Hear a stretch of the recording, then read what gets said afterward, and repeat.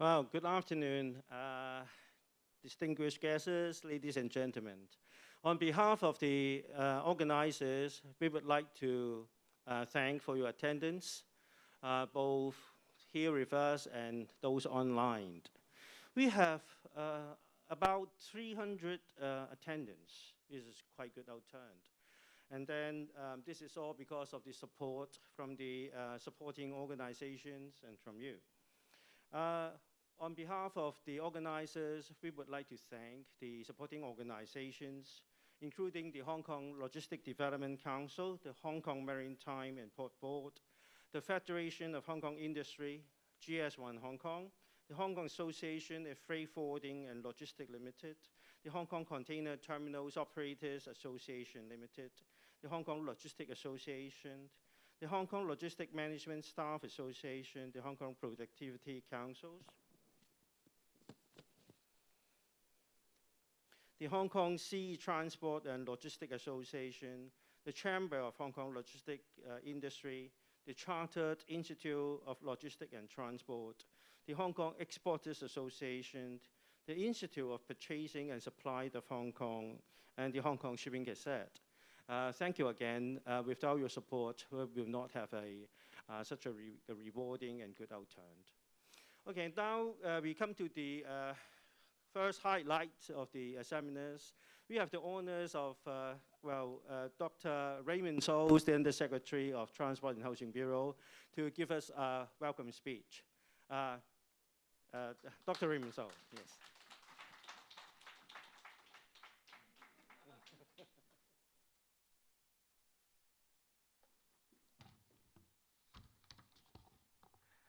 Willie, Roberto, Mark, distinguished speakers and guests, ladies and gentlemen, good afternoon. I am honored to be here with you today at the Industry Dialogue International Trade Outlook 2021 and beyond. A warm welcome to all industry experts and practitioners who keep the world moving. Following the contraction in global economic activities amid the height of COVID-19 pandemic last year, 2021 has seen a strong revival in import demand from many major markets, resulting in vibrant trading activities.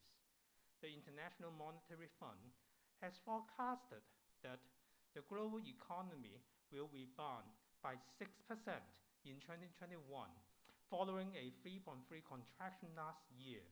Amid the robust demand for global trade and shipping, the outlook for the shipping market is rosy. That said, with the uncertainty surrounding the playout of the pandemic, quarantine measures are still in effect in many places, posing disruption to the global supply chains. This leads to supply shortage of containers and port services and soaring freight rates. For example, the recent congestion in Shenzhen Yantian port, resulting from a confirmed COVID-19 case in the port, spilled over to other South China ports. The Hong Kong port has played a vital role in relieving the supply shock of port services through coordinating some of the throughput from other neighboring ports. This highlights the important role of the Hong Kong port in the Guangdong, Hong Kong, Macau, Greater Bay Area port cluster. Meanwhile, apart from the uncertainty brought by the pandemic, Hong Kong's maritime and port sector still faces other challenges, such as the intricate global economic political situation surrounding the Sino-US relations and keen competitions with regional ports.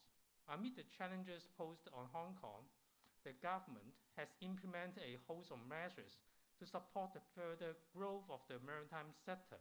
For example, legislative amendments were enacted in June and July 2020 to offer tax exemption and half-rate tax concession to ship leasing and maritime insurance business respectively. We are also studying further tax measures to attract shipping commercial principles such as ship managers, agents, and shipbrokers to set foot in Hong Kong. Besides, we have been enhancing the service of the Hong Kong Shipping Register with regional desks set up in more cities, providing direct and quality service to ship owners and attract more ships to register with us. Hong Kong's role as an international maritime center is fully recognized by our friends worldwide. The International Chamber of Shipping established its first ever overseas office in Hong Kong in 2019 as a result of the concerted efforts of the industry and the government. In addition, the BIMCO Law and Arbitration Clause 2020 includes Hong Kong as the fourth named arbitration center, arbitration avenue, alongside London, New York, and Singapore. This further consolidate Hong Kong's overall strength as a global maritime hub. Amid the pandemic, Hong Kong spares no effort to support the industry and ensure the smooth flow of goods. We have exempted sea crew on-board cargo handling vessels from the compulsory quarantine requirement in Hong Kong and facilitated crew change of over 38,000 seafarers on these vessels since February 2020. The exemption has effectively aided the crews who have been stranded on board vessels for an excessively long period owing to the closure of and other restrictions imposed by ports and lack of connecting transport. Since last month, we have extended the exemption to cover goods vessels visiting Hong Kong purely for receiving ship services and do not involve any crew change. The relaxation has allowed the shipping service sector to resume normal business and minimizing the health risks to the community through the compliance of various conditions. Please rest assured that we will keep on monitoring the epidemic situation and review the relevant measures from time to time. Besides, the government is actively enhancing the operational efficiency of the logistics industry through various measures. To encourage the logistics industry to enhance efficiency and productivity through technological applications, the government launched the pilot subsidy scheme for third-party logistics service providers amounting to 300 million Hong Kong dollars in October 2020. The pilot scheme is implemented on a one-to-one matching basis, providing subsidy amounting to 1 million Hong Kong dollars in total to each qualified third-party logistics service provider, with a view to benefiting around 300 logistic enterprises. As at today, a total of 101 projects have been approved by the pilot scheme, with the approved funding amounting to around 66 million Hong Kong dollars. The central government has all along shown strong support for the development of the maritime and logistics industry in Hong Kong. As promulgated earlier this year, the 14th Five-Year Plan explicitly states its support for Hong Kong to enhance its status as an international financial, maritime, and trade center, as well as an international aviation hub. The Greater Bay Area Outline Development Plan, promulgated in February 2019, also indicated clear support for Hong Kong to consolidate and enhance its position as an international maritime center and develop the high value-added services to achieve complementary development in the Greater Bay Area. We are committed to promoting the development of the maritime and logistics industry in accordance with the country's plans and needs, especially the development of high value-added maritime services. Moreover, the government will promote the adoption of innovative technology in the maritime industry, conduct policy studies, and facilitating the development of smart port and digitalization in the shipping, with a view to maintaining Hong Kong's competitive advantage. In the future, we will continue to provide support and coordinate the related research and development activities as well as application by the industry. Hong Kong can leverage on our world-class infrastructure, strong maritime connectivity, and professional logistics services to grasp the massive opportunities ahead, including those arising from the 14th Five-Year Plan, in strengthening our position as an international maritime center and a regional logistic hub. We look forward to your continued support to work with us in formulating strategies and measures to steer the growth of the maritime and logistics sector. Thank you.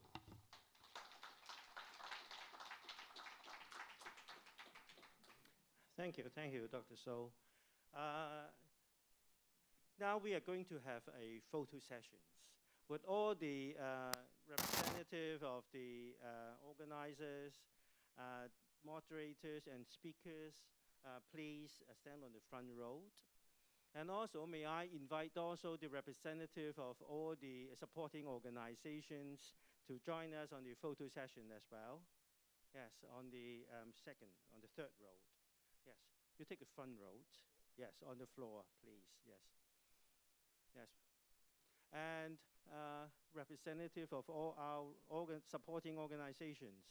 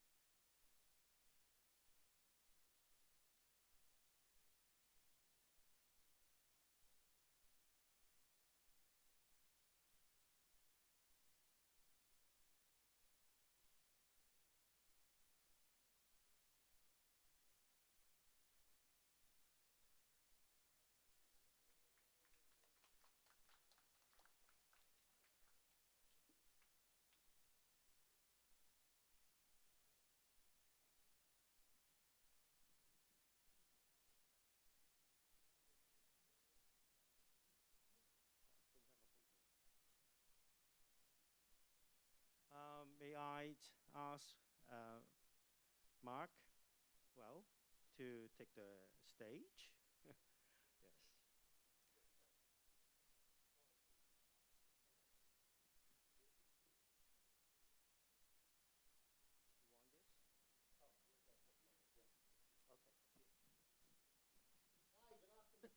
Hi, good afternoon, everybody, and thank you for coming along to a real live event. Isn't that a nice novelty to be able to come out? Yeah. Well, I had to get the cobwebs off my business card case and dig them out and make sure they were still valid. And it's a real honor to be able to be here with you this afternoon to moderate this very interesting, topical, and timely discussion.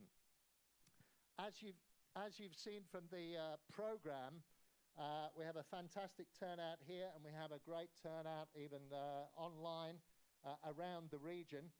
Our dialogue is very much focused on how we can work together to get through these containerized trade challenges. We're going to look at the bottlenecks and how they could get resolved. We're going to look at the outlook for international trade. We're also going to have a look at what future supply chains will look like once we get through this crisis. And of course, focus on how we work together as industry stakeholders to get through the challenges. We've got a fantastic lineup of speakers for you. We have 7 speakers, 6 are here physically. We have Randy dialing in from New York, whereas it's the middle of the night, so we're grateful for that. And our senior executive representatives are across the stakeholder base. So we have representative of shipper community, the carrier community, the port terminal operator community, and the freight forwarding community. The agenda is that each of our speakers will give a brief presentation representing the views from their specific sector. Following that, we'll rearrange the stage and we'll have a sit down for a panel discussion, which I will moderate. We'll then have an opportunity to take questions from the audience, both from you here in the room, but also through the technology, through the Zoom platform. So that's our program through till 4:15. Let me just start by trying to set the scene a little bit. The COVID-19 has wreaked absolute havoc on lives and livelihoods around the world. And in containerized trade, our sea freight sector has been massively disrupted by this perfect storm of port congestion, shipping delays, and container shortages. This was further exacerbated by two black swan events, namely the Suez blockage and then more recently the Yantian crisis. So this has been a very challenging time. All these activities have collectively stimulated record high freight rates, which has caused enormous frustration along the whole supply chain. But we are all part of the same global supply chain ecosystem, and therefore we have to collaborate together in order to work through these challenges. And a key objective for today is for all the various stakeholders to get a chance to see the other parties' perspectives, to find the common ground through which we can find a way forward through this crisis for the benefit of everybody. And also, whilst we're here, we want to look forward into the post-pandemic world and have a bit of discussion about what supply chains will look like for the future. So let us hear from our respective stakeholders, starting with a carrier perspective. And I'm delighted to introduce James Savagar, who is the head of retail and lifestyle vertical at Maersk Line for Greater China. So please join me in welcoming James to the stage. James. Thank you very much, Mark, and good afternoon, everybody, both here in Hong Kong and dialing in. Okay, so I'm based here in Hong Kong, and my main focus is on retail and consumer vertical, so encompassing a lot of footwear, apparel, accessories, working closely with many of our global key clients.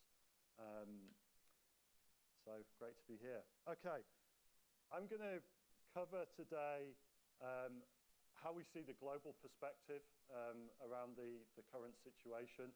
I'll be covering from an ocean point of view, but also looking at ports, inland, and equipment as well.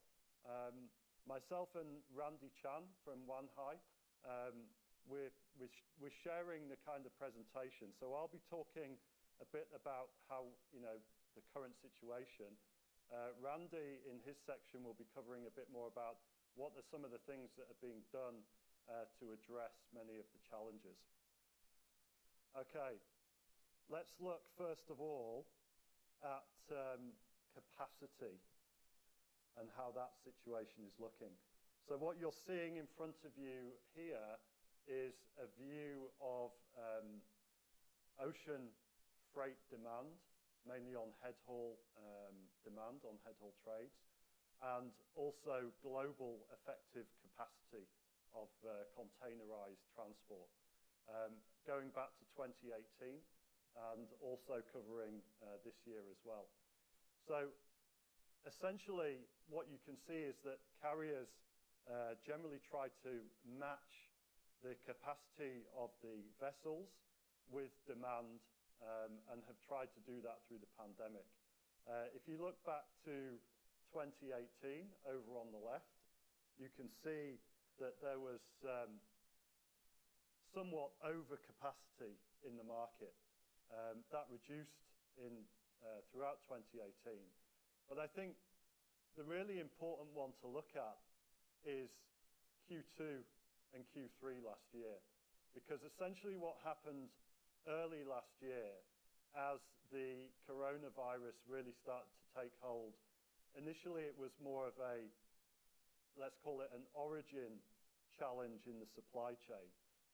As factories were closing down or reduced output predominantly in China early on, it was mainly looking at, okay, we're not able as many brands and customers to get the finished goods out into the market.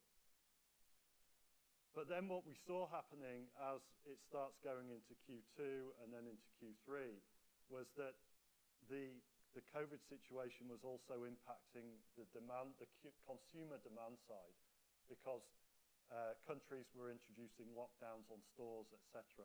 So we had a situation in the ocean space where early on last year, customers were asking us to slow shipments down because a lot of their end markets, the point of sale were not open, stores were not open. But that's changed very quickly between Q2 and Q3 because e-commerce took off. People were in lockdown at home. You know, people are working from home. Kids are doing homeschooling. So really, from Q3 last year onwards was where we saw the huge boom in consumer demand, particularly in categories such as home electronics, laptop computers, tablets, etc., for people to work from home and school from home, garden furniture, barbecues, home improvement, and other furniture, huge demand for those categories. And of course, they are very volume-heavy categories. The carriers generally have been playing catch-up on meeting that consumer demand with capacity. But also the capacity has been constrained not only with the number of vessels available, but also because throughput around things like ports, inland, etc. is reduced. People are not traveling on vacation as much, so they're not traveling by air, so there's less air freight capacity, and more of that product is having to move by ocean as well. So that's kind of a view of the overall demand and capacity situation. What this slide is showing here is giving you an overview of vessel availability. So essentially the key takeaway from this slide is that we're at record low idling in the market. So all carriers are pretty much using every available vessel that they can get their hands on. You know, the idling at the moment is 1% or less. You know, it hasn't been that low for a very, very long time. In Q2 2020, idling was at 10.6%. And now you can see from the graph on the right that the vessels being idled are generally the pretty smaller ones, 2,000 to 6,000 FFE. So, you know, again, basically all available capacity is being utilized.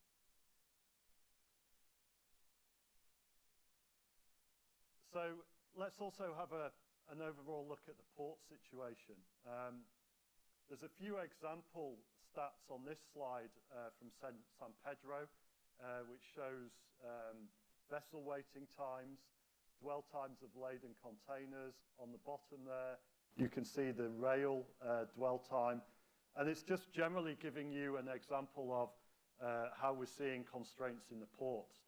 So, you know, we all know that LA Long Beach has been constrained for, you know, several months now. But also we've seen more ports like Hamburg, Europe, also Australia, of course.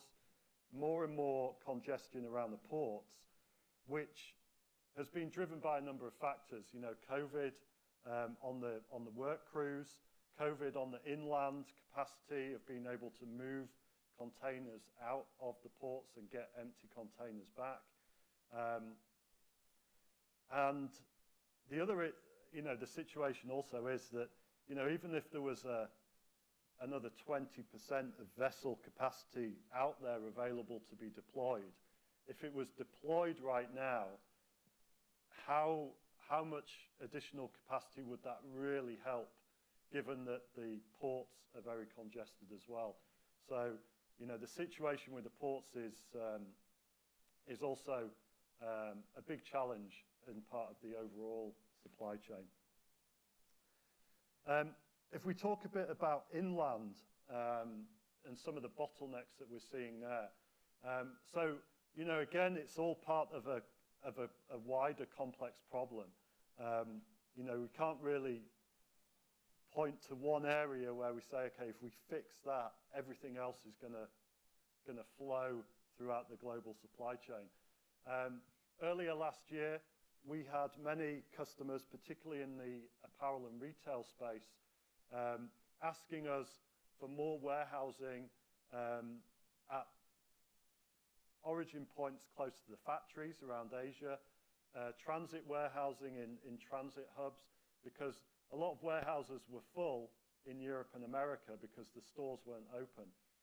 That started to improve when the e-commerce orders started to pick up and stores started to open again.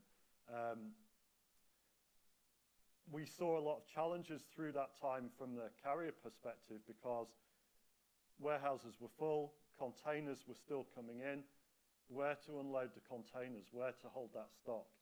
So the demurrage and detention, that ramped up because a lot of customers were holding on to the fully loaded containers, less space in the warehouse.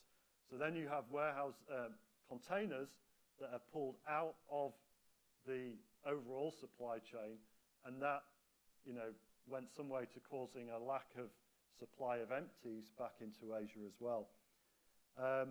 On the trucking side, I'm sure many of you in this room are familiar with some of the challenges on the trucking, from getting enough chassis in places like the US, for example, but also in China as well, with the Yantian slowdown and closure. Trying to move containers, let's say, out of South China to other ports, whether it be Xiamen, Ningbo, Shanghai, etc. Very little capacity to do those long-haul moves within the country, moving containers between ports. And we see that also on the rail, particularly if you look at the US. Rail in the US is very much set up around key gateway ports. If you start moving into some of the other more smaller and more regional ports, it takes time to build up rail connections that can suit those other areas. And then if we look at equipment as well, so we have two graphs here. One is showing 20-foot equipment, another is showing 40-foot containers. Essentially, on those graphs where it goes down to zero is the availability of any additional equipment in China. So everybody wants 40-foot high-Q containers. There's been a major shortage of those for various regions. Some customers have switched to 20-foots, but there's been some reluctance around that. In some cases, it's because of challenges of getting 20-foot chassis, etc., in the US. But the container equipment situation is extremely tight. That's where you've seen a lot of carriers, including Maersk, Hapag-Lloyd, etc., placing large orders for new equipment. But if we also look at the outlook for new container equipment, so what this graph is showing is historically the price of a 40-foot high-cube container has been around $3,500. It's currently $6,500. And if you order today, you'll get delivery early Q4, maybe late Q3. So, there just isn't any stock of containers available. You pay now and you get it next week or next month. So the availability of new equipment also is very tight. Okay, so that's a run through of some of the high level of the global perspective. I'm going to pass the baton on now, and also a bit later, Randy will be talking a little bit more about some of the steps that have been taken from the carrier community to address some of these issues. So, oh, sorry, Matt. Okay, thanks very much, James. That set the scene for us from a carrier perspective. And as I mentioned, we have all the stakeholders here. So next, we're going to hear from the shipper's perspective, or one view of the shipper's perspective. And I'm delighted to welcome Steve Chuang. Steve is the Deputy Chairman of the Federation of Hong Kong Industries. Please, Steve, welcome. Please give him a warm welcome.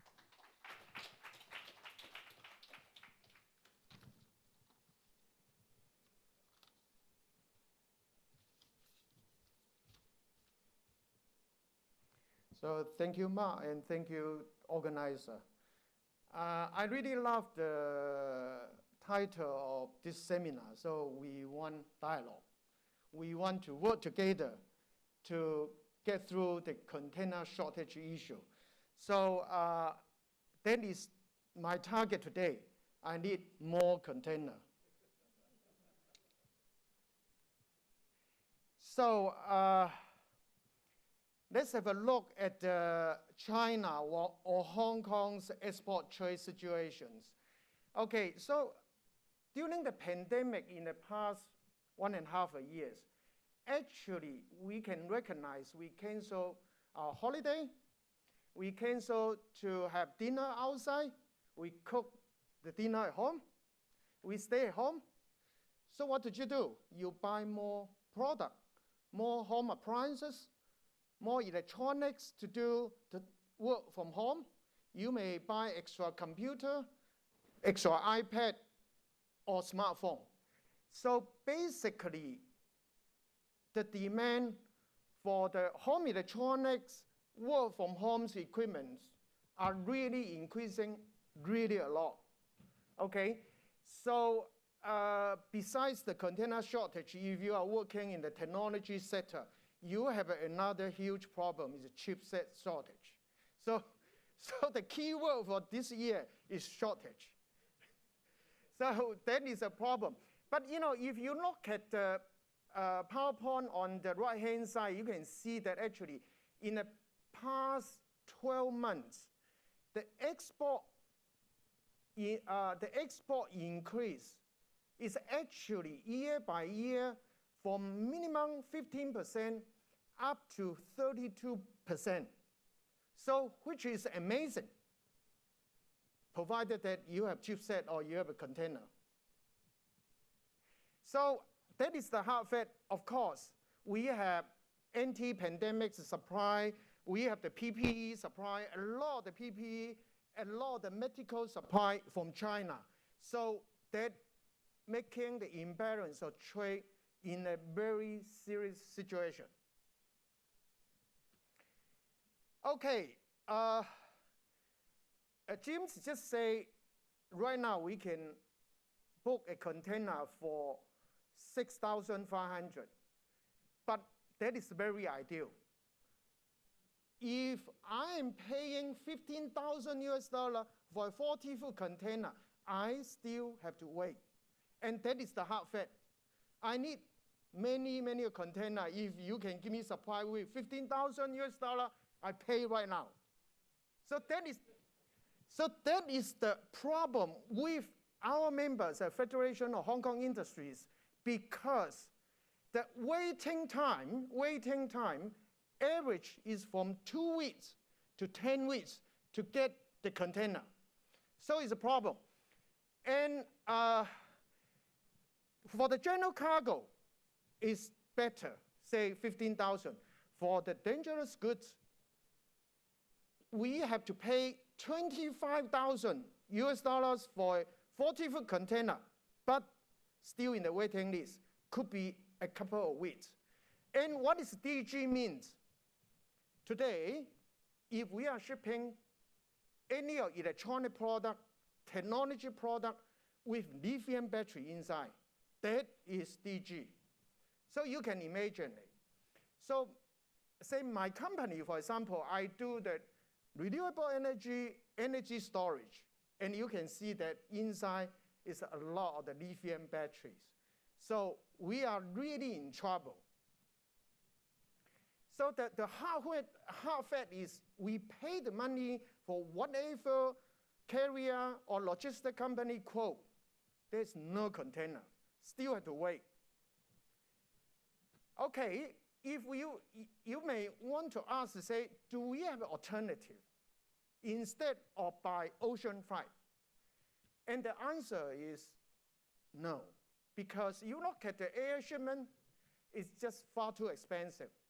Of course, it depends on the volume, depends on the weight. So to airship a 40-foot container will cost $500,000 US. And it depends on product, of course. And if you say you ship by China to Europe, by the train, the percentage is still very low.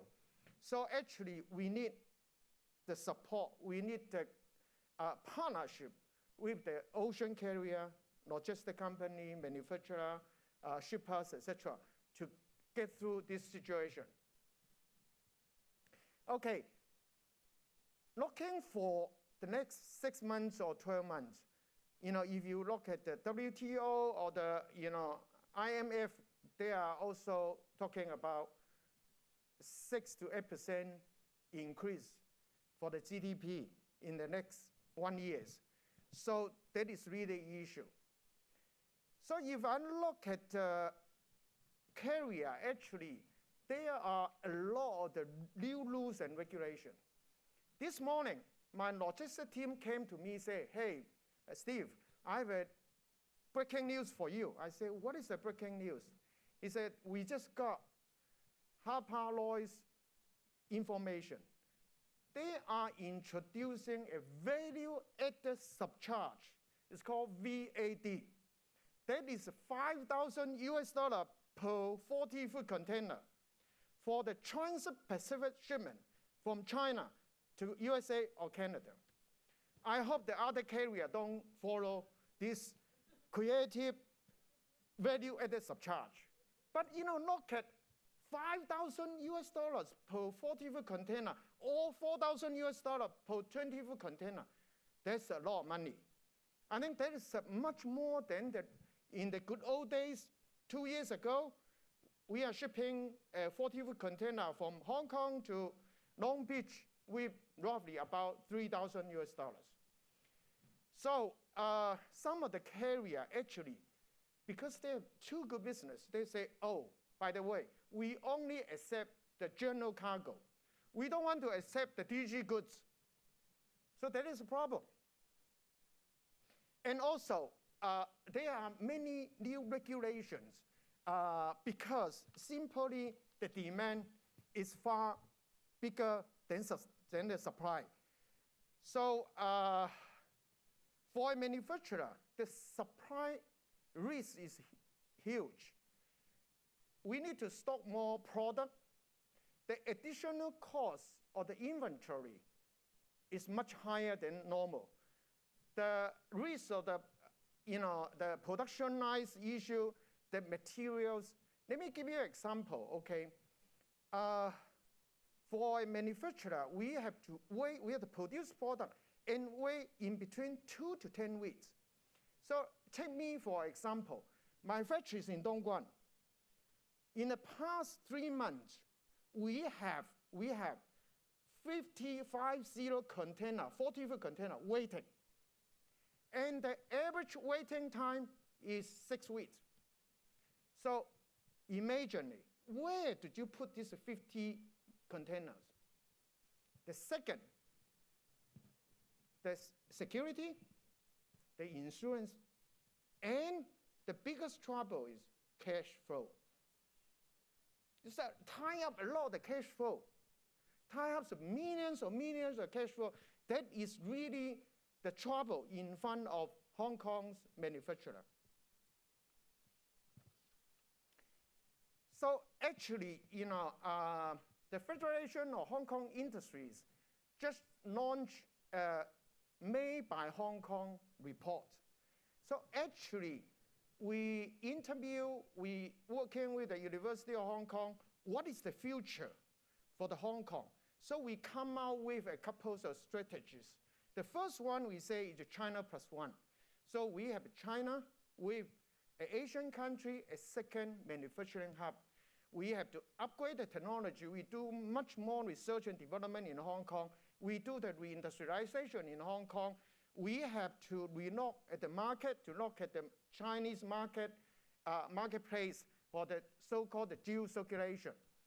So what, from the perspective of Hong Kong industries, what we have to do is to treat Hong Kong as an Asian manufacturing supply chain and manufacturing technology hub.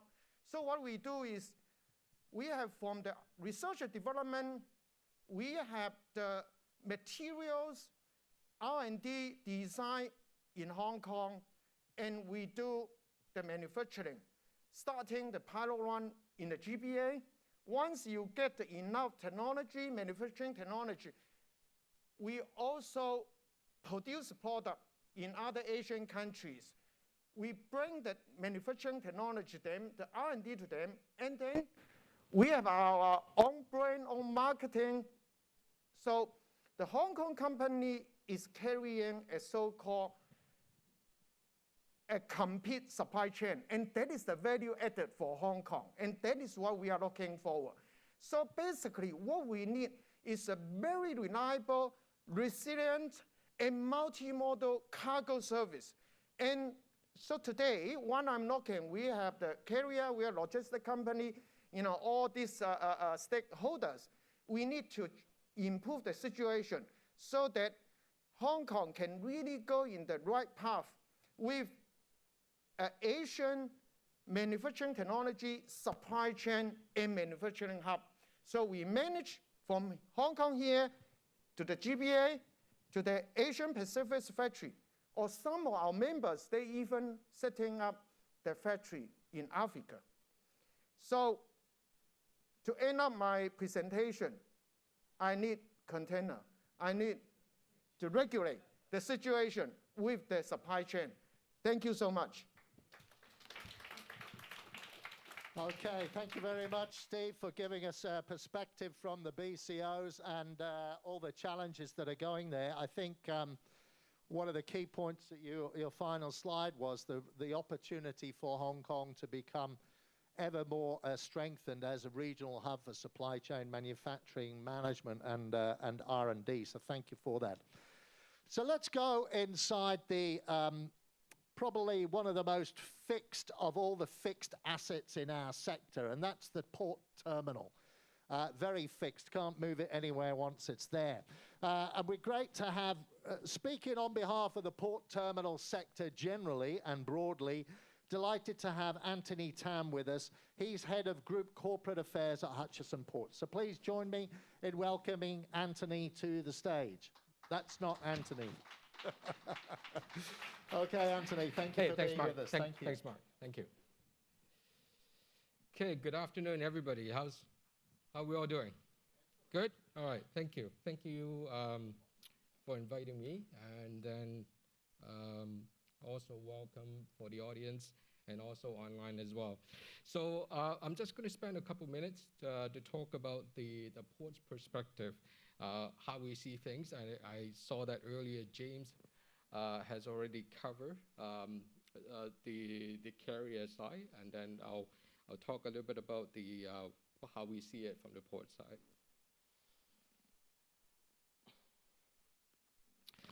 So if you look at this, the supply chain disruptions, as you can see, I'm going to go around clockwise. You can see there's a number of causes of the supply chain disruptions, which I'm going to touch on.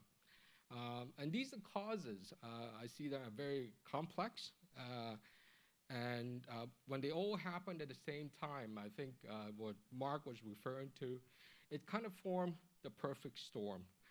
And this kind of puts in a great deal of pressure on the existing supply chain system, which is already very tight. You probably all agree. And when you look at this slide, similar to that was shortly after the outbreak of the COVID-19, the global trade kind of dropped to the lowest levels since the 2009 financial crisis. And then when the second Q leading up to the third Q of 2020, There was the unexpected demand surge, which kind of surpasses any available shipping capacity. And then the rebound from the pandemic, it's much quicker than what we saw in 2009, and resulting in 2020 as being a year of lows and highs.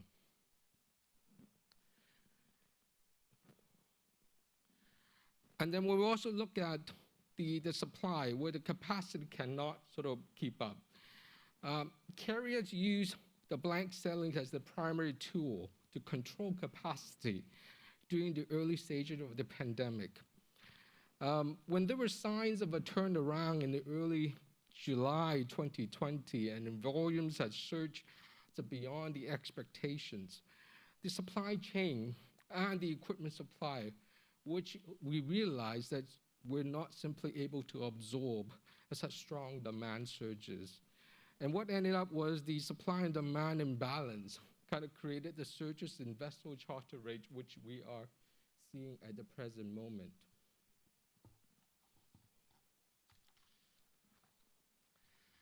And then you also see the landside congestion. Yes, ports and terminals have been caught in between and also become spots of congestion within the supply chain. Terminal operations have been impacted by the shipping schedule reliability, cargo rollovers, ineffective empty repositioning, and moreover, the supply chain's reduced ability to effectively evacuate containers through the landside hinterland networks, which was mentioned by our fellow speakers before. So all in all, when you look at congestion, so any form of disruptions along the supply chain, which could potentially cripple a very delicate situation, and what I just mentioned before, and be that any of what we are seeing, the tension between countries, any major maritime incidents, and probably natural disasters, and then, of course, the COVID-19.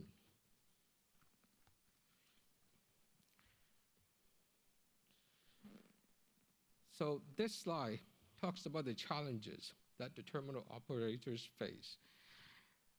The pandemic affects all of us, that goes without saying, and has changed all aspects of our lives, including how we as terminal operators work. We played a vital role in global trade facilitation and have implemented measures to mitigate the disruption risks while having to deal with the shortages of labor.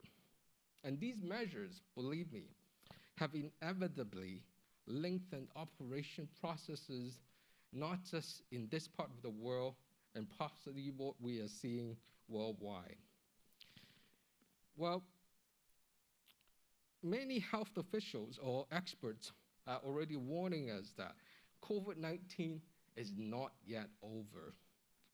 And even after the pandemic has subsided, we can expect these stringent measures that we have put in place will be here to stay and bring significant and long-term impact to the industry in the years to come.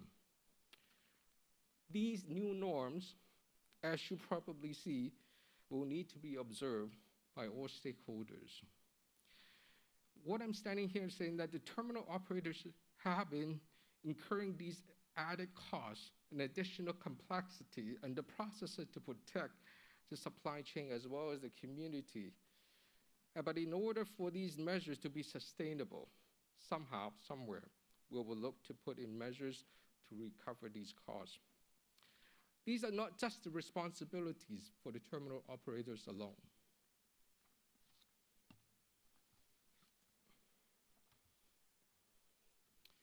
Going forward, we need to work with the relevant stakeholders on possible solutions. What we'll be looking at will be advanced declaration and moving on to digitization, which will help improve transparency and traceability in the disrupted supply chain. We all have seen, James has already brought it up, e-commerce have proliferated under the COVID-19, And when that has taken place, the demand also calls for expedited delivery service, and this will remain very high. So my next slide, and probably my fellow speakers will probably all share as well, when is it going to end? I don't have a crystal ball in front of me, but everybody is saying that this is going to take some time. So following what Steve said about the key phrase is shortage, if I may propose, the keyword will be patience. So, and this wraps up my presentation. Thank you very much. Great, thanks very much, Anthony. And that's the container terminal perspective. And so we're going to have another shipper's perspective next. I'm delighted we're going to have Benson Powell. Benson, as many of you will know, is the chairman of the Hong Kong Exporters Association. So let's welcome Benson to the stage, please. Benson.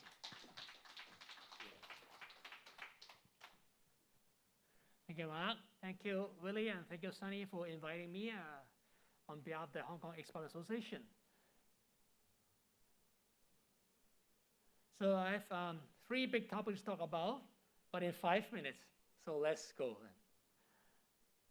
So in the other perspective, I'd like to share the international trade trend figures in a little bit different way. You know, if you compare the first 5 months, this year and last year, it looks great. You know, we have nearly 30% increase overall.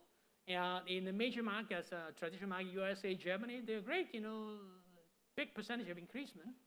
And China, of course, is playing a big role. But I always like to talk about, wait, which one we should compare with to see whether we are really growth or not. So actually, 2018 is a normal year. Right? 2019, the global trade started to come down. And 2020, you don't have to say, with the pandemic. So it's even worse. So look at it. If you compare to 2018, not bad. You know, the overall all destination of total Hong Kong export is still 16% increase. But look at our traditional markets, USA, Japan, Germany. Do they look good? Definitely not. Right? So they're still very much behind the normal year. So if you say business orders are very good coming in, everything is good, you just need containers, but look, what the future will be, right? Where the markets will be. China obviously is clear forerunner here. So it's something for us to think about.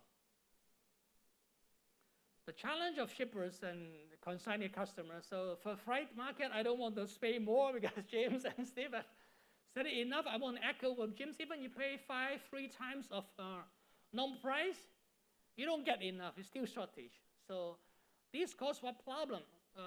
The problem is, the point I want to talk about the product market fulfillment. Who are we serving for, right? We all want to ship the goods out to a customer. Who do the customer want to ship for? For the consumers, right? So that's why, you know, the consignees are customer, they have no choice. When they have different category of products, they're trying to select the higher value goods to ship first. So when compared, they suffer less in the total purchase cost. So not getting more, but they're suffering less. Then the low value goods, you know, like glass, drinking glass, and things like that in our industry, is always at the end of the queue. You say 2 weeks, 8 weeks, we don't know how long they're going to wait, you know, because the customer said, no, hold this goods because we can't ship this first. We have to ship something that I can compensate the freight rate more. So we're always in big problem of that, you know. But that caused a lot of problem. We just said before, Steve said, cash flow is a big problem. It is a big problem. You can imagine if you're having low value goods and you're holding for too long. So how do you do production planning? Then you have space. And consignees are not better even. You know, our customers, in this situation, they just, sometimes they're blindly a little order more. You know, they don't know when the goods will come. They don't want to miss the season. So they said, okay, place order. Hopefully it will come in more. And the same for them, you know, the more goods they're sitting there, more cash flow, more space. Problem of inventory management, because then they have to choose between high value goods, low value goods. what the market demand, what they have to ship, is much more problem for them too. So it's not just the money. And adding more problem for the production is the raw material cost. We all know about it. It's not only the shipping freight problem. And I don't want to explain each one of them, but then we have really problem like a Trident material, which is a BPA-free material for clear. It's 3 times more money than usual. And even though it's very short. And as Steve said, that all the IC in low end for product like as toys and household, 4 times of the pay and very much in shortage. So not talk about high-end IC. The high-end IC, they're been in big problem too. So we have material problem and we have production capacity problem too. In Q2 last year, the orders started to flow back from ASEAN due to COVID to China. But the production plants in China, imagine, a few years ago, they have been cutting down the production. They're moving out China plus one, as Steve said. So they're cutting them down. So they're going to grow it. We have more orders, but we don't have more production. We still have the same slow production. So it's all kind of problem coming on. And recently, in the second quarter, Guangdong electricity supply also in shortage. So there's a regulation of 3 days on, 4 days off in normal working hours. So you have to figure out, you have to do overtime for the light the machines in the daytime and heavy machines at nighttime and different shifts and all these problems. So what lead to the delivery time? Our lead time, is increasing. Many of them, suppliers, factories, increase from 60 days to 120 days. So the longer you take the customer, the more they want to order because they don't know when they're going to get the goods. So you can imagine how chaotic is this situation. About the collaboration, I really don't have a clear roadmap, but I would like to throw out 3 questions for us to think how we can work together. Who is the ultimate party that the value chain, supply chain is serving? Whatever we do, what do we affect them? Upstream, downstream, or who are they? Do we want our relationship of the parties in the value chain, supply chain, a zero-sum game or win-win scenario? It's obviously not a win-win scenario now. How do we do it? How do we collaborate? I look forward to the discussion further. And of course, we need to look for new business opportunities. So where are the new business opportunities? The traditional way of doing business is more and more difficult with all the problems I mentioned before, and Steve mentioned, and James mentioned before. So I end my speech here, and let's talk more later. Thank you. Thanks very much, Benson. Great insights there, and I think a couple of key things. You mentioned the shortage of chips. In addition to shortage of containers, we've got a semiconductor crisis going on as well, affecting a lot of businesses. So it's a bit of a chaotic year. So we heard from the carriers, we've heard from 2 representatives of the shippers, we've heard from the terminal group, and the organizations that generally pull it all together and quite often get caught in the middle is the freight forwarders. So we're delighted to have with us from HAFA, Sydney Chan. Sydney is the chairman of the Sea Freight subcommittee at HAFA, and he's going to share with us the freight forwarders perspective. Welcome to the stage, Sydney, please. Thank you. Welcome, thank you.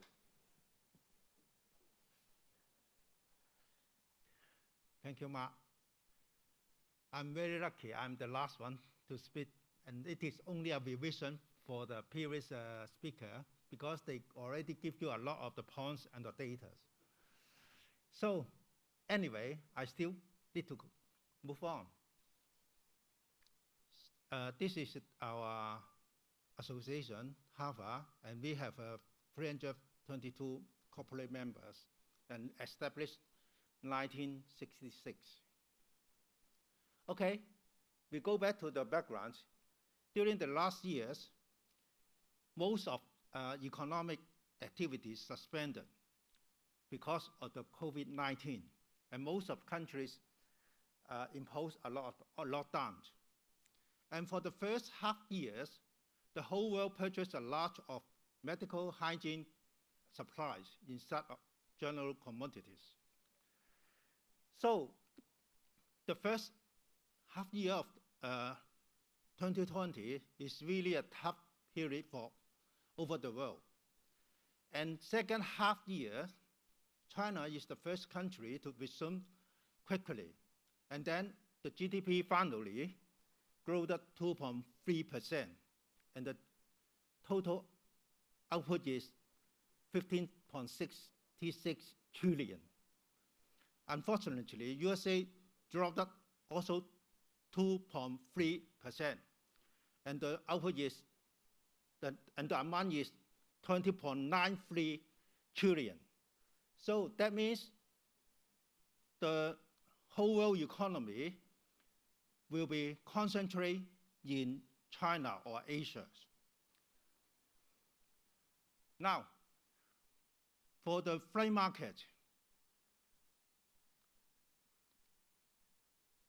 because of the last second years, export from China increased rapidly, but the trade war between China and USA is still happening.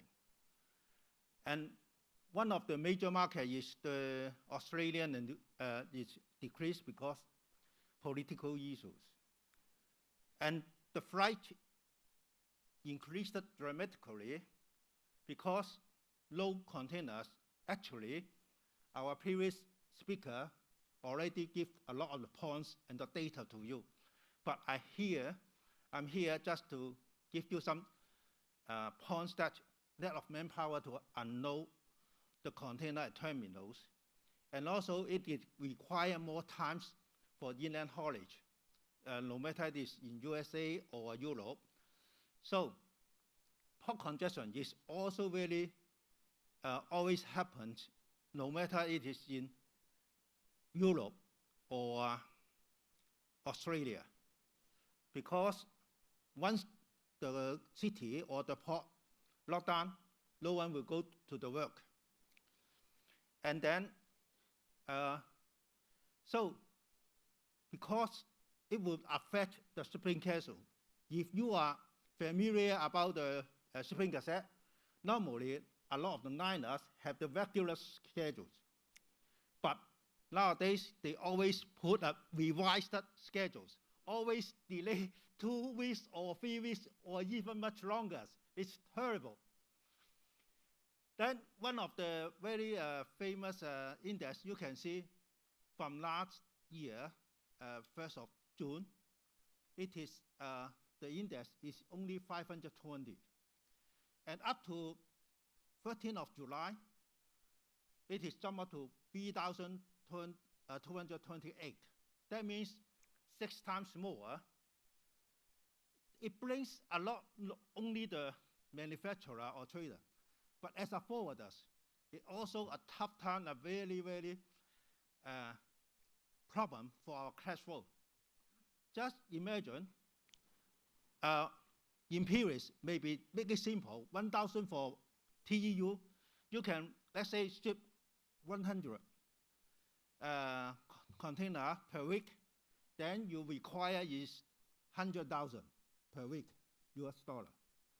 But now jump up to 6 times, you are require 600,000 US dollar. So for a general forwarders, you need require 6 times of your ocean freight. So it is very, very, that is why last year, the government asked the bank to release some loan, 5 million.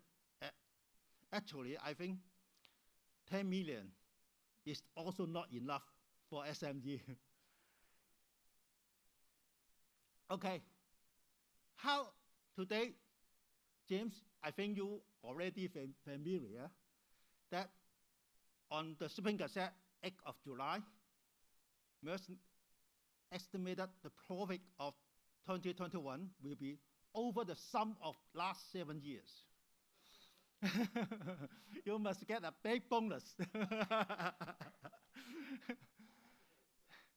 And also, you can see a lot of the liners in the public, in the stock market, like Costco, Zero, the stock price jump up.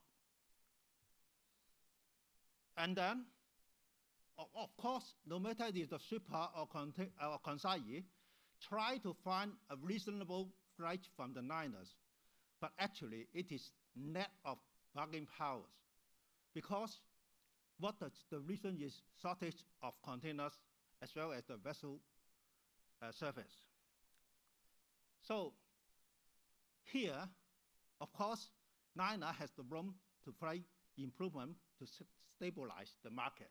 Otherwise, it will ruin the whole economies. Here, I'm also just got some information. Yesterday, the US Federal Maritime Commission launched an audit program to assess the ocean freight from 9 liners. I'm afraid, I don't know whether it is a good news or bad news, but maybe USA find that the ocean freight jumps up unreasonable. And I believe maybe Europe will follow that kind of measures to try to regulate the ocean freight. But you can see, due to the theories of supply and demand, it is very difficult to find a win-win solution now, unless the liners are willing to cut down their ocean freight at certain levels. So the conclusion is that if the COVID-19 is under the control, most people got vaccinated, the freight market can be back to normal quickly. But unfortunately, you can see some of the countries, they gave up the control of the COVID-19. They put the economic as first priority, and I foresee that it may take another 2 or 3 years more, unless the whole world maybe got vaccinated, and so the market can go back to normal.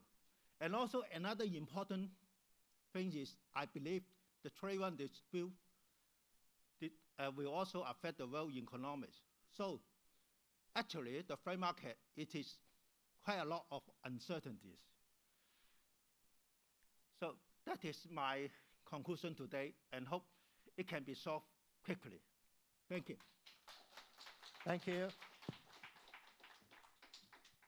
Okay, thank you very much, Sydney, for sharing with us from the freight forwarder perspective. And I think you brought on an excellent point about the labour force, which is that whilst people are not working in the freight forwarding or in the port or wherever they normally work, whether they've got COVID or because of lockdowns, they're at home and they're actually spending more money at home because they are at home and they're not at work. So that's further fueling this demand spike that has caused a lot of the problems.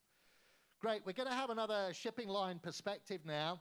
And thanks to the wonders of technology, we're delighted to have Randy Chan join us. Randy, as many of you will know, is the Vice Chairman of One High Lines.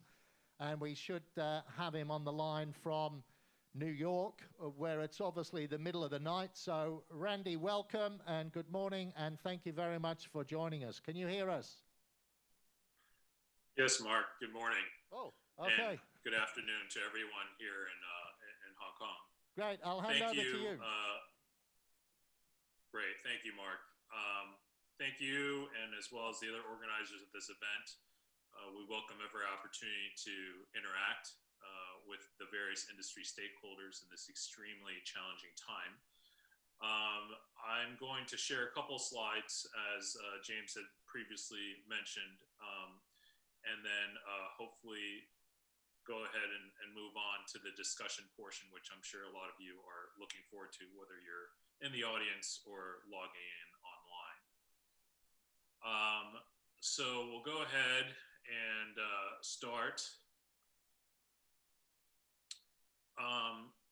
I think we've been through a lot of different challenges as an industry, whether again you're a carrier, a shipholder, a shipper, or a port provider. And these two events have gotten a lot of media attention. Obviously, we all know about the Suez Canal blockage that resulted in only 6.5 days of stoppage of shipping capacity. but the knock-on effects of that particular event were things that we had to deal with as an industry for not just several weeks, but actually continued onwards for several months. And it rippled out not just from the Suez component, but also in Europe. In fact, in the initial portions, the Asia port productivity had increased significantly because there weren't many vessels that were coming back from Europe or the Mediterranean.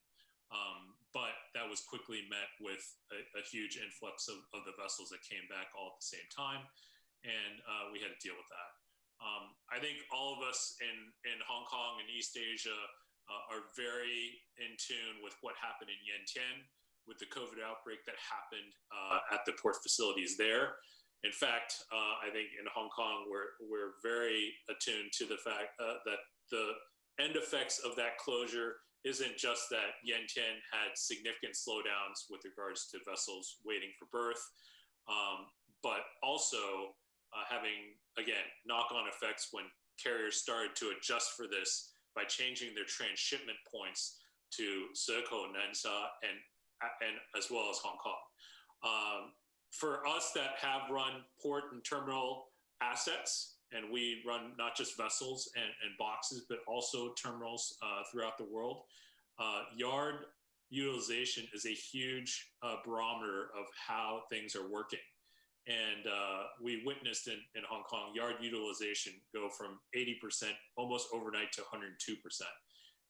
And when that happens, that means that the equipment in the yard is actually not able to digest the flow of containers that's coming in. And that creates congestion at the quay side, at the berth side. So that means that ships can't dock. And then you have waiting berth issues. We just have, again, many different things that are very detailed in the ways that congestion happens, but the end effects of that, because we deal with such huge amounts of volume throughout the supply chain, it takes weeks and weeks to work itself out. So I think one of the things that's very important is that we need to be able to focus on what are things that we can control within the carrier's ability and what we can't. And I think James pointed out very, very succinctly, and whether you look at Alphaliner or any other third-party industry metrics, all the ships that can be deployed have been deployed. They may be waiting at different ports, but the reality is if you're going to charter any type of asset today, the charter rates for that from the spot market are at all-time highs, and the duration of those commitments are close to 3 years in many cases, in some cases more than that. And so really there aren't any other ships available to do that. Obviously, we've already talked about blankings for different holidays and peak seasons or pre-peak season elements. Those have all been eliminated over the last last 4 quarters across the board. The other thing is vessels have been repositioned from different trades to cater to those trades that are in high demand. And so the Trans-Pacific was the first trade that reflected the relatively high demand, and we saw tremendous use of these vessels in these various trades.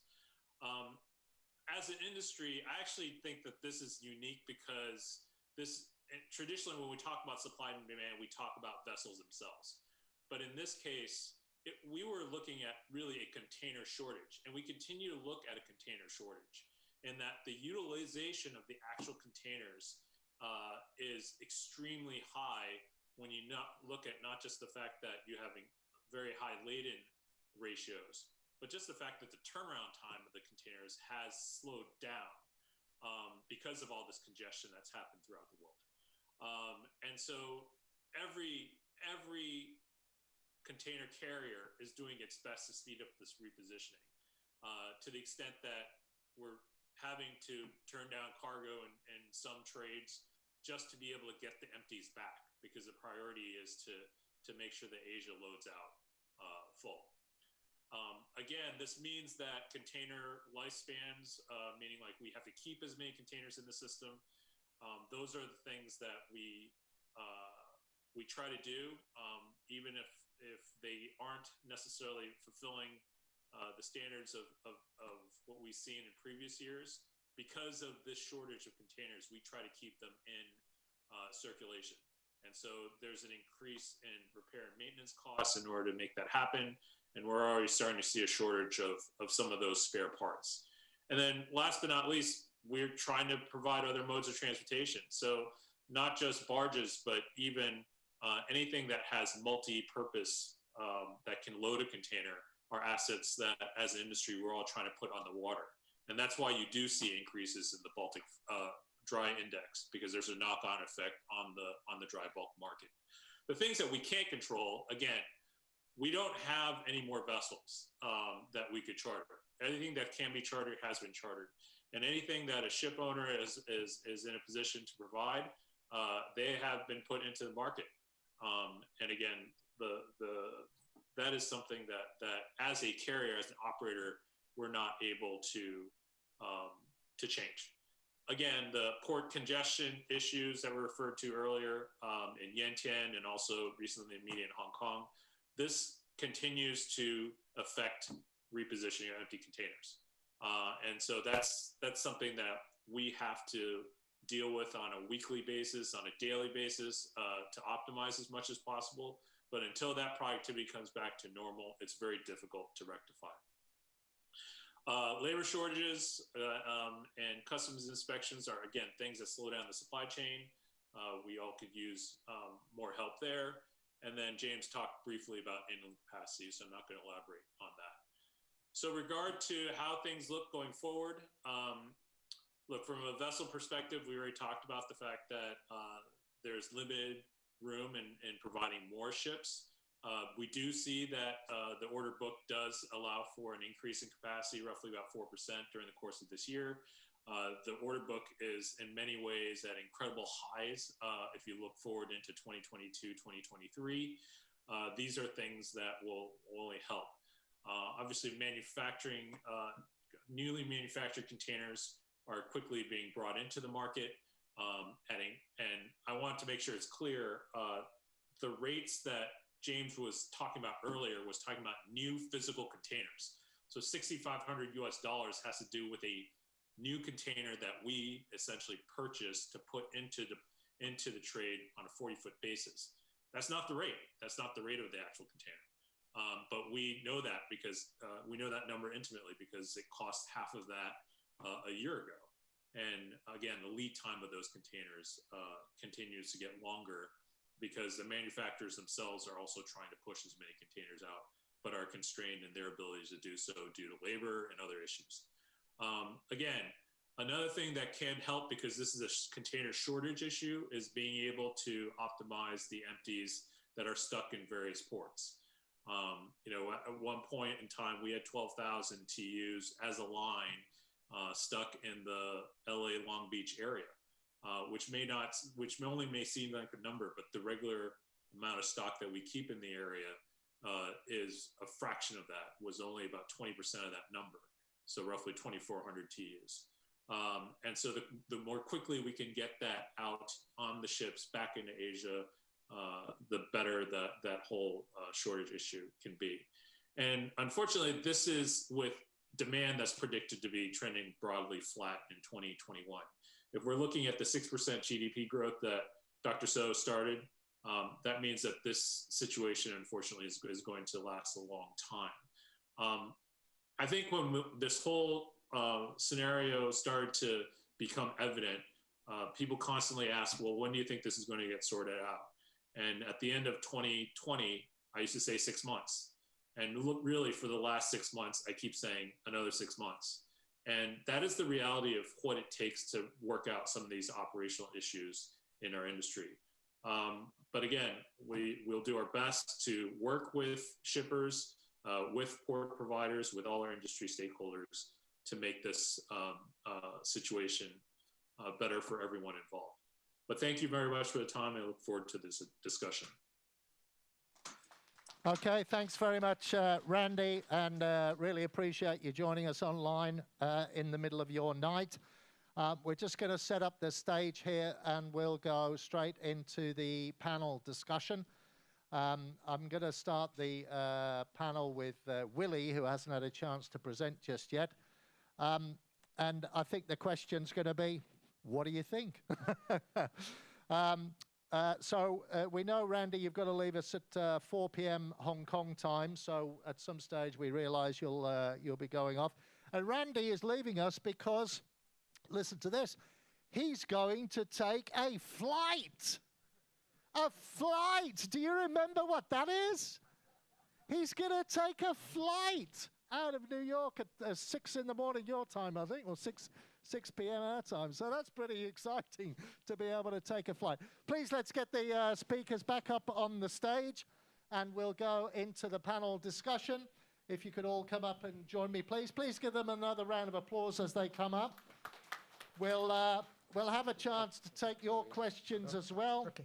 And if I can manage to work this out, we might get some Zoom questions. So let's sit so we can still see Randy there, shall we? While he's with us. And okay, so have we got microphones for these guys? Oh, you've got your clip-ons. Okay, let's start with Willie then. So what do you think of what you've heard? Well, I think it's very exciting. I think we appreciate all our friends here.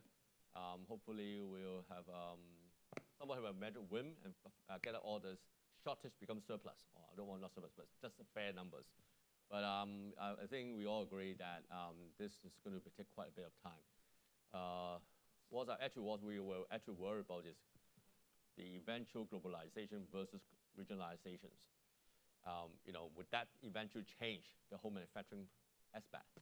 But with the COVID happening now in a pretty messed up situation in the whole Southeast Asia, which something last year seemed to be supplying a lot more productions capacity, is basically all gone. I think almost all factories in Southeast Asia are stopping to a certain extent, or really work for 2 weeks and stop for 2 months and stuff like that. So every pressure is going back to China, but knowingly in China we don't have capacity. This is it. And with the geopolitics of tariffs going on, eventually the consumer will have to pay the full price. And this is what, would that become a slowdown of the economy in futures, which in 2022, maybe the situation will be better. But this is not something that we're really looking at because of the pandemic. So I think that we'll try to have a crystal ball here. With 2022 first quarter, we see some light in tunnel, or I don't know. I think that it's something that everybody is really looking forward to some sort of answers. I think you may already point out FMC arrangement. Yeah. It's just going to be a blessing, or really become a nail to coffin. So that we'll have to wait and see. Everybody's interested to know whether there's really a collusions or really late. But actually, they're not talking about late in time and surcharges. I think it's tough. The first time I think we look at globally, a major authority is looking at surcharges. Are surcharges in levy now fair or not fair? I think everybody's looking for. I'm personally more looking for that eventual answer, so that all regulators eventually can follow that surcharge become off, put back into the shipping cost or whatever it is. Okay, thanks, Willie. Well, I think a couple of key points to mention there. That's first of all that at the end of the supply chain ecosystem is the consumers. And we are here today, of course, all as business professionals, but of course we are also consumers as well. So our consumption patterns as the global consumers community is what has led to this. So we had a massive slump, and then we had a totally unexpected, gigantic boom that has been proven to be really difficult to be able to deal with. I think the other point you mentioned is the supply and demand, and I came across this term. There is a term called disequilibrium. And that's the state that we're in. We're in a state of disequilibrium in global supply chains. And as Randy said, it's 6 months, but ask me again in another 3 months, and it might be another 6 months. And that's largely because this damn COVID-19 has a life of its own. Exactly. We cannot control this. So we have to live with the consequences as best we can and get through this together. Let's go back to James, who we started with. You've heard the presentations from all the other speakers. Can you give us an outline of when you think we might be in a more stable situation? Not necessarily when we get through it, but things become a little bit more normalized. Yeah, so, you know, when I was looking through the speakers earlier, one of the comments that really resonated was when Sydney mentioned about vaccination, because I think the sooner that the global population gets vaccinated, the sooner we can get out of this disequilibrium that Mark mentions. Because if you look at, you know, what's behind a lot of these issues, you know, work crews in ports or on ships or on truckers not being able to work because of COVID. You know, yesterday there was news that in one of the Nike factories in Vietnam, you know, production is endangered because workers are getting COVID. You know, people are not able to go on vacation, so they're at home. You know, they're buying stuff online, consumer goods, which is driving a lot of requirement for, you know, consumer products and shipping space. And because they're not traveling, they're not going on flights, so airplanes are grounded, there's less air freight capacity out there, that increases the pressure on ocean freight. So really the kind of, the strand that is around all of this is, like you say, COVID. And I think, you know, like you say, COVID isn't going away.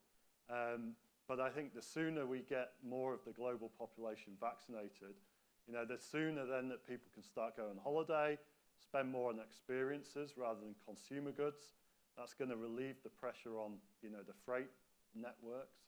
And then the sooner that ports and the transport chain can get back into regular operation.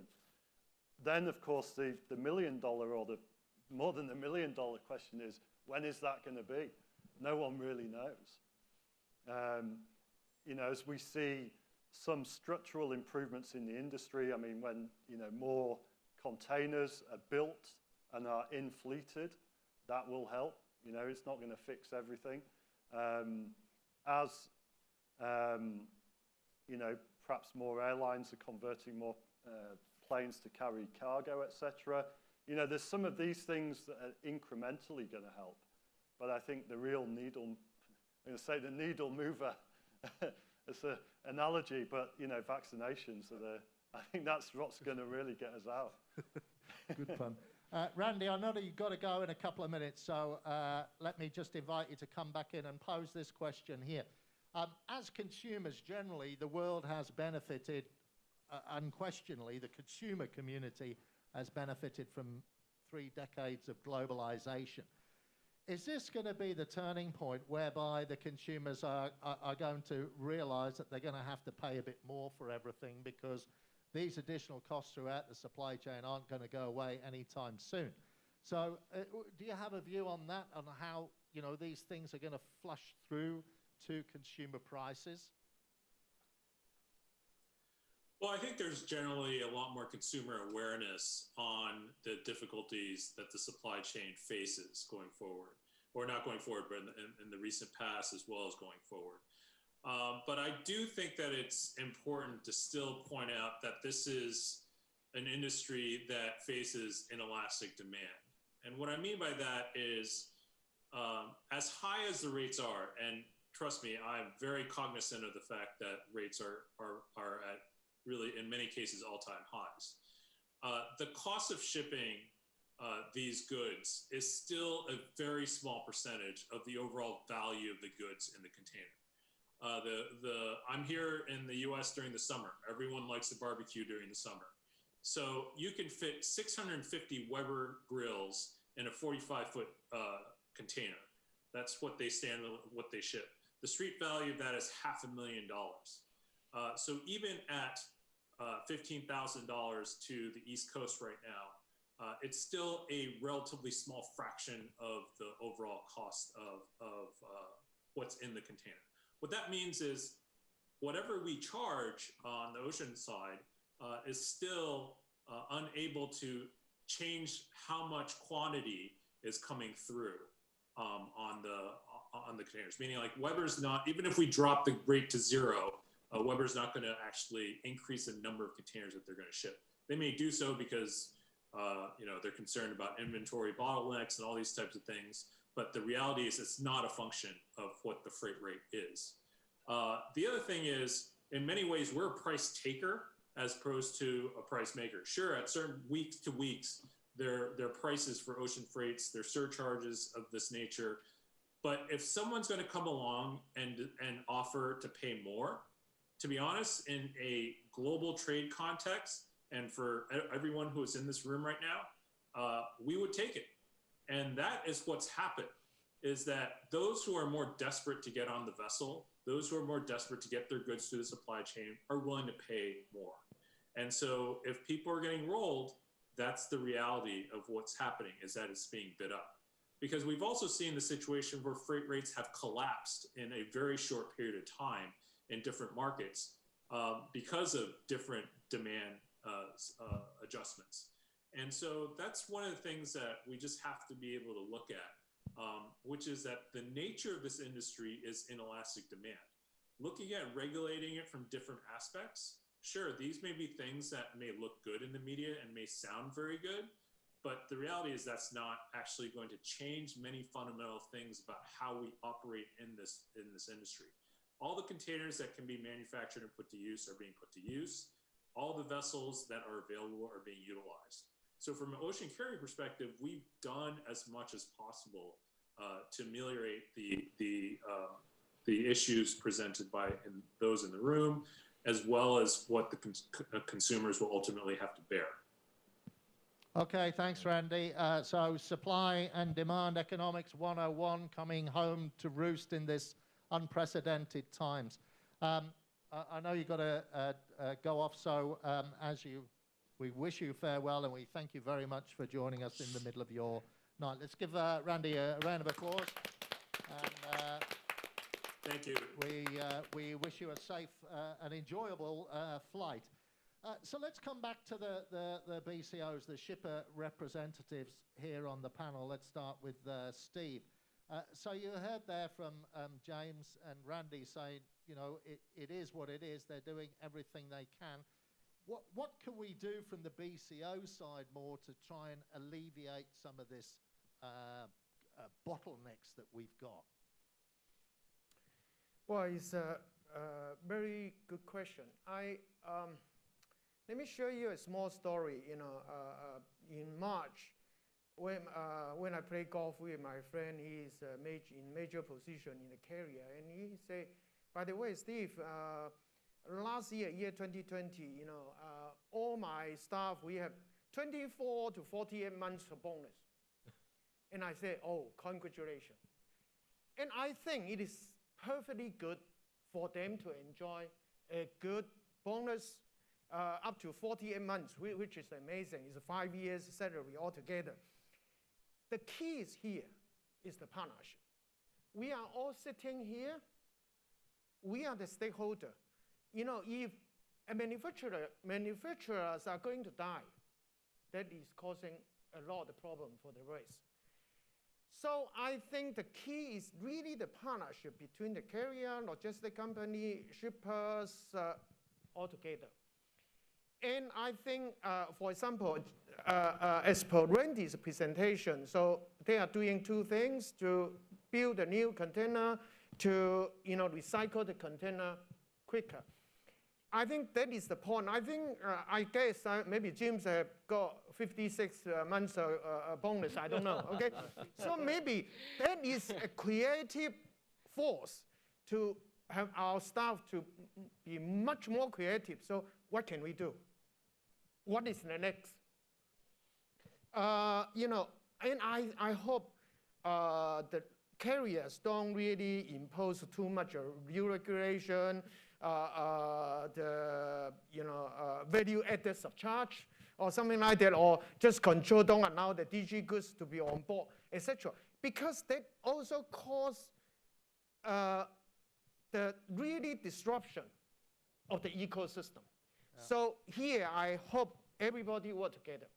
That is the point. Well, that's a very good point. Let me come to Anthony, and then I'll see if we have any questions from the audience in here.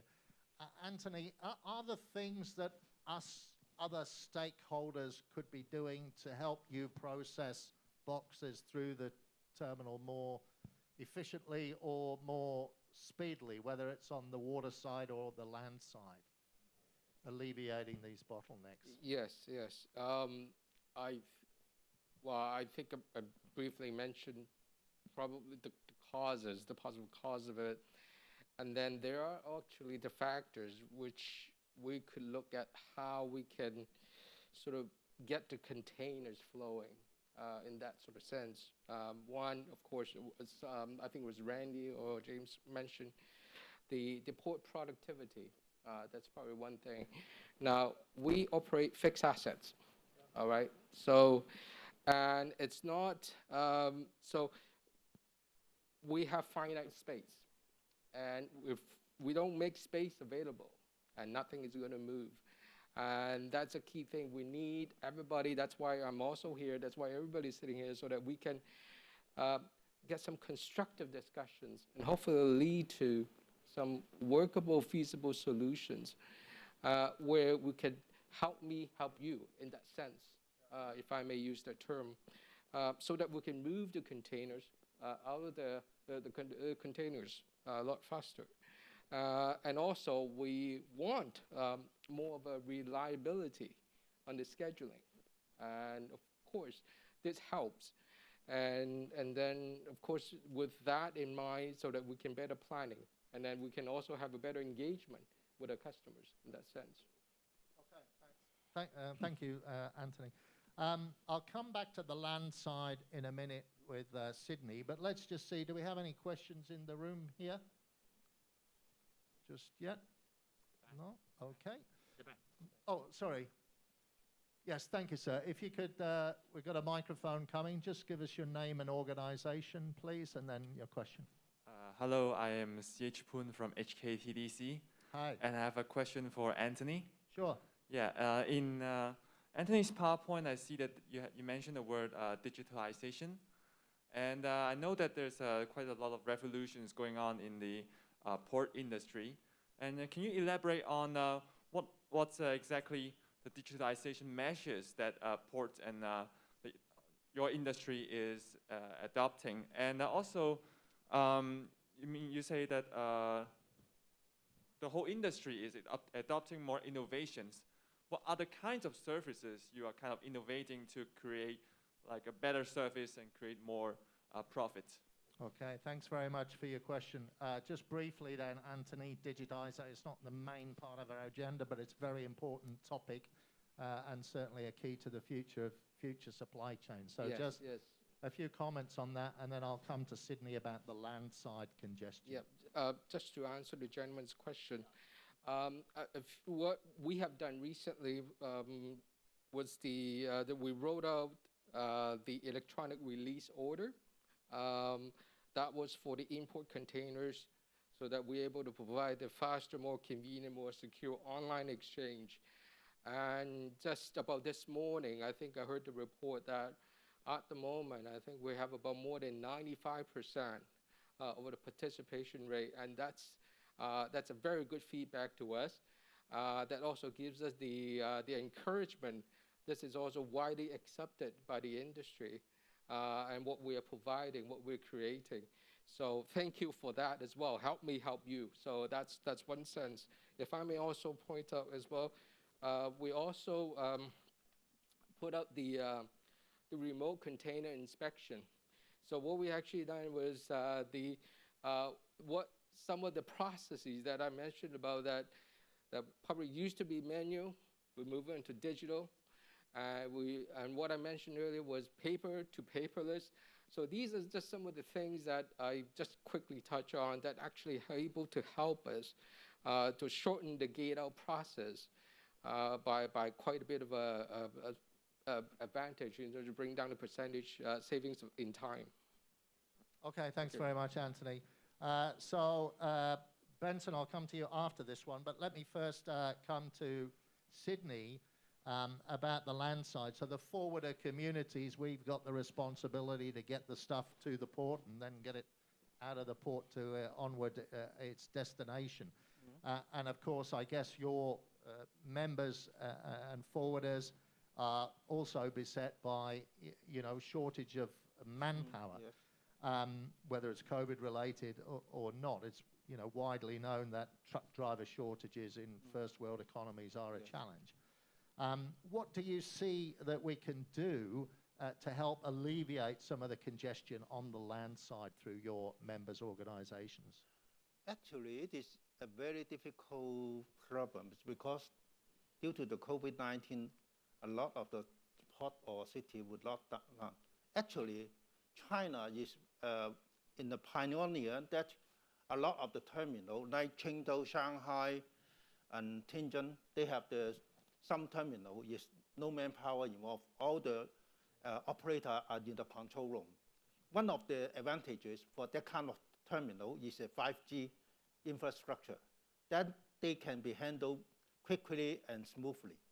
Then it is can reduce some sort of manpower to handle the container upload or unload. So I actually I foreseen that for the second half year in mainland China, I think the export still increasing because we know that a lot of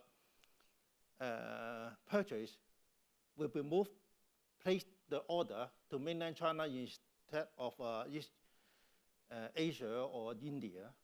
So to solve that kind of problem, actually it is on the destination side, like the Europe, because I think the operation in the terminal is still a big problem.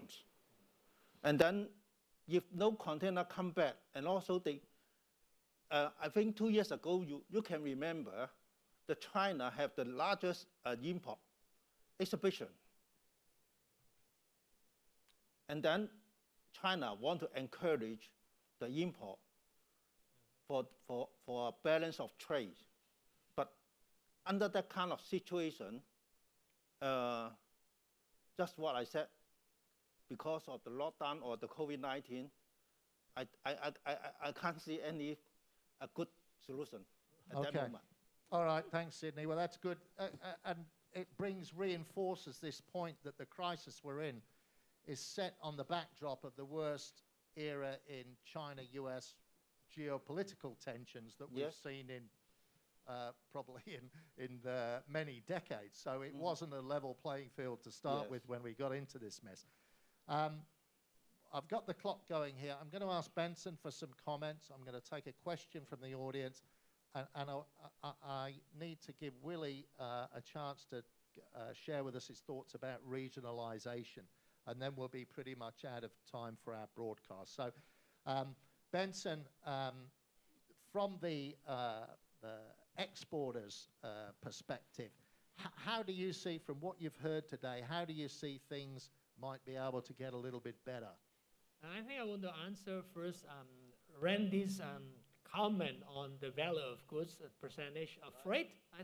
I must make it straight that Weber is a very exceptional case in the houseware field. 500,000 containers, forget about it, Correct. Many goods, they of 10,000, 15,000 per container, US dollar. So will the consumer suffer? Definitely will. If you look at the consumer community, going on like this, consumer community will definitely suffer. So inflation will go up. So it's coming back to all the cycle of the value chain again, I think.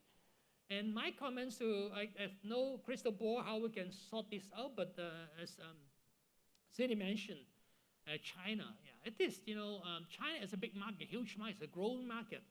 Many exporters will always look at the very traditional markets, USA, Europe, Japan. Look at the figures I show you, right? They're not becoming any better sooner. So why don't we take this chance and go near to China, develop market. You know, we don't have to suffer the container problems in China. We truck it over, and then they send it over the railway and trucks, and really encourage the people in Hong Kong, the traders in Hong Kong, spend more time in the dual circulation, internal circulation of China. That government is also encouraging a lot in GBA. So we should look at new market opportunities to divert, to make it less problem of this situation. Diversify, yeah, I would wholeheartedly agree with that, and I think the barbecue is a good example to use. But if it was cardboard or glassware, it might be a different scenario. But then maybe glassware can no longer sustain the cost of a global supply chain. Maybe the Americans have to get their glassware made in Mexico or somewhere, which is, Willie will talk a little bit about that in a minute. Okay, we've got a question here. Alan, you got the microphone already? Yeah. Just give us your name and organisation in case we have forgotten. Okay, my name's Alan McTaggart. I work for a Hong Kong company, Tectronic Industries. We ship 70,000 FEUs a year, so we're about the 10th or 11th largest trans-Pacific shipper, according to the statistics. I think it's been a great panel, and the first thing I'd like to do is apologise to Mr. Sonny Ho, who invited me to speak, but I said to him I had no time. I was busy dealing with shipping lines and looking for space. So the fact that I'm here maybe goes against James's idea that that things will continue. Maybe the market is getting a little bit easier, but we ship 200 to 300 containers a day. That's my job. And I think the panel has covered everything except one particular thing I would like to say in a constructive way. You know, my company faces supply chain challenges every day, and what this tragic COVID experience has shown us is that the visibility and the control of the purchase orders and the inventory in our supply chain has not been as strong as we would have liked it to have been. We've been good at it, and we've got around it, and our company has grown fantastically, which I won't comment on because it's a public company. But had we had stronger tools perhaps in our supply chain, maybe we would have had a little bit less inventory, and we would have put less pressure on the shipping lines and less pressure on everyone else. So I think you know, technology and visibility and control through technology platforms would have alleviated some of these problems here. I think a lot of the inventory that's around the world is perhaps inventory that is not exactly needed in the next 6 months. And that's something that we could all have probably worked towards improving. I think that's excellent comments, Alan. And do you yourself see the catalyst that your organisation and others will therefore move towards a greater deployment of technology and digitalisation to provide that visibility in the future? Most certainly, most certainly. I mean, the panel spoke about cash flow, which of course is absolutely critical, and it's came to light when we've all had these blockages. But of course, as everybody knows, money has not been very, very expensive in the world in the last 10 years. But nevertheless, we found out that it's more than money when we've got the actual physical blockages that all of us are encountering in our day-to-day jobs. Well, I'm sure throughout the ecosystem, there's a whole load of inventory that's not required right now, and a whole load of shortages of companies that wish they had more buffer inventory like we used to have in the old days before lean. Okay, I'm looking at the clock. James next, and then Willie on regionalisation. Okay. Very quick comment, because I know we've got Willie. So I think Alan makes a great point, and you know, and there's an example of this. You know, I was talking to a big European retailer recently, and when Yanshan closed, they had a problem which is very much in line with what Alan mentioned. So, okay, Yanshan's closed, so the supply chain director wants to know, right, how many containers have we got in Yanshan? Goes to the system. Report comes back, here's how many containers we have in Shenzhen. Okay, but in Shenzhen we ship out of Shekou, we ship out of Yanshan. So which containers are in Yanshan? Our system can't tell us. So then you have to go on the phone, you know, digging through documents and bookings. So then it gets a report back, okay, we got this many containers in Yantan. Okay, what's in those containers? No data. We don't know, system can't tell us. So it takes days to get the information in some cases. Very good point, very good point. Digitalisation, we've got to get a better hang of it. Willie, I'm sorry it's taken a while to get to your okay. regionalisation story, which we were looking forward to your presentation on, but as you've seen, we've had some great discussion. But just give us the highlights of your regionalisation, globalisation thoughts, if you wouldn't mind. Well, I mean, probably that's fun part, but actually, I was just listening to everybody, but I think that big data's availability of information. Just now, friends from Shanghai said that they have 12,000 boxes at one time in LA port. Empty box. Probably we should ask how many empty boxes are available in Hong Kong, for example. Where we get these data? Because a lot of shippers actually call me and say, oh, I'm paying $5,000, $10,000 just to steal a box from somewhere.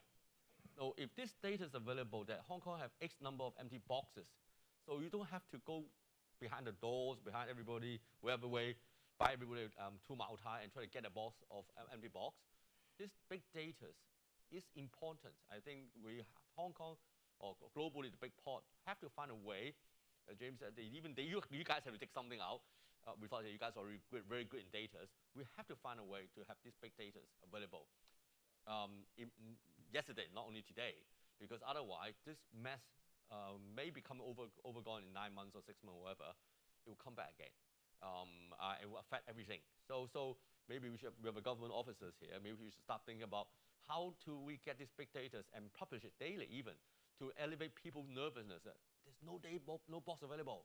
Actually, boxes are available somewhere, even in Hong Kong, or within something or whatever. So at least to calm people down first a little bit. There are availability, but now who owns it now? The next person, who owns it? Which line owns it? That is the second point coming on the road. So yeah, I think that probably is automation is great. Manpower, using 5G technology. Yeah, probably just tell you that in this building we have all the 4 carriers, and all the systems of 5Gs are now available here. So later, if anybody want to take a look at it, you can play with all the toys on here. But again, we want to demonstrate that the 5G's availability are actually here available, so people can actually work with it, and then to get this real life efficiency. It's 0.002% time lag seconds. So actually, there's no lapse at all. So this is, I think, is something that's important for Hong Kong. Okay.